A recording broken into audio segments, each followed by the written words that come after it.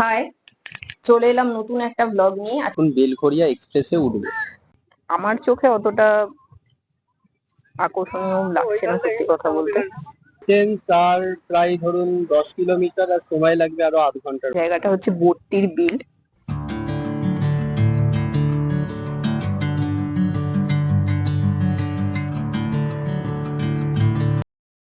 High, চলে এলাম নতুন একটা ব্লগ নিয়ে। আজকে আমরা আরেকটা নতুন জায়গায় যাচ্ছি এবং বর্ষার সময় কিন্তু সেই জায়গার রূপ একদম অন্যরকম থাকে। কলকাতা থেকে খুবই কাছে, দেখতে হলে সঙ্গে থাকুন।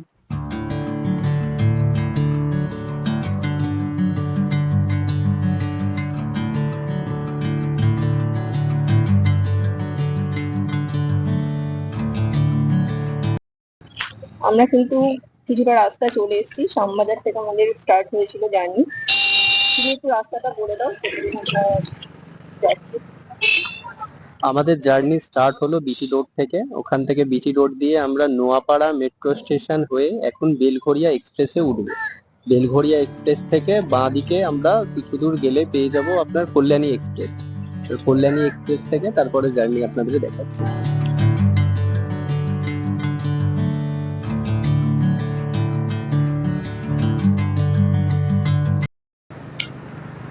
আমরা এখন চলে এসেছি সদরহাট অব্দি। ডিস্টেন্স আর প্রায় ধরুন 10 কিলোমিটার, আর সময় লাগবে আরো আধ ঘন্টার মতো। আধ ঘন্টা পরে দেখা হচ্ছে কোথায়।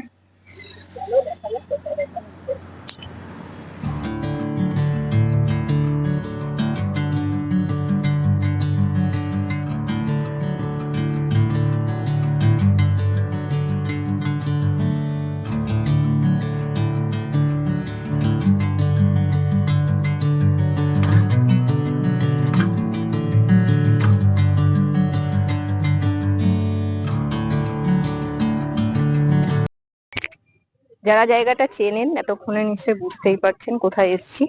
জায়গাটা হচ্ছে বর্তির বিল।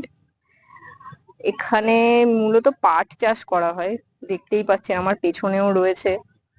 আর আরো যে ওদিকে আসছিলাম ওখানে তো ভর্তি পাট।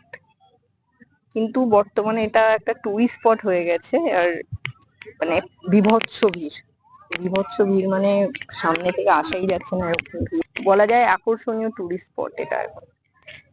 কিন্তু আমি যে মানে ফোনে ভিডিও দেখেছিলাম বা ছবিও দেখেছিলাম যে অনেক শাপলা ফুল হয়ে আছে, সেটা থাকলে বেশি ভালো লাগতো।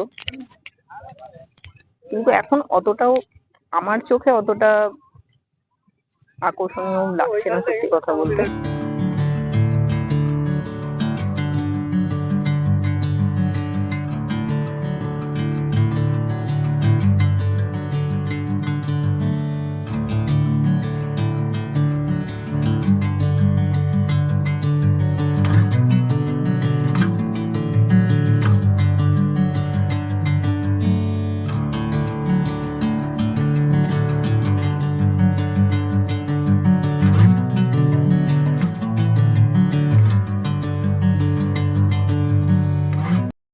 কলকাতা থেকে এত দূর, প্রায় 30 কিলোমিটার। ভেবে এসেছিলাম জায়গাটা খুবই হয়তো ফাঁকা নিরিবিলি পাবো, কিন্তু এখানে এসে দৃশ্য পুরোপুরি অন্যরকম। প্রচন্ড লোকের ভিড় এখানে। আর জেনুইন রিভিউ যদি দিতে হয় তাহলে স্পেশাল কিছুই দেখতে পেলাম না। স্পেশাল অ্যাক্টিভিটি বলতে এখানে আপনারা বোটিং করতে পারবেন। তাছাড়া একটা গ্রাম্য পরিবেশ।